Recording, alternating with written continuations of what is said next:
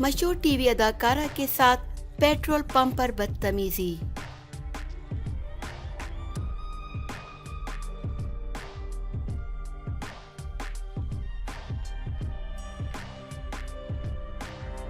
मशहूर बंगाली टीवी अदाकारा जूही सेनगुप्ता ने पेट्रोल पंप मुलाजमीन पर बदतमीजी का इल्ज़ाम लगाया है। उन्होंने फेसबुक पेज के जरिए पूरा वाक़या बताया।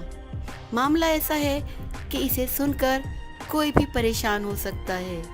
उन्होंने बताया कि कोलकाता पेट्रोल पंप पर वहां के मुलाजमीन ने इनके साथ बदतमीजी की। जब अदाकारा ने इनके खिलाफ पुलिस में शिकायत दर्ज करवाई तो पुलिस ने कसूरवार पेट्रोल पंप मुलाजमीन को हिरासत में ले लिया। जूही ने आगे बताया कि वो बुजुर्ग थे। जब मैंने इन्हें रोकने की कोशिश की तो उन्होंने मुझे धक्का दे दिया। इससे मेरे हाथ में खरोंच आ गई, लेकिन मेरे वालिदैन को जिस सूरत हाल से गुजरना पड़ा, इसके सामने ये चोट कुछ भी नहीं है। इस वाक़े के बाद जूही ने कस्बा पुलिस स्टेशन में जनरल डायरी दर्ज करवाई। इनकी शिकायत की बुनियाद पर पुलिस ने महेश यादव नाम के एक शख्स को हिरासत में ले लिया है।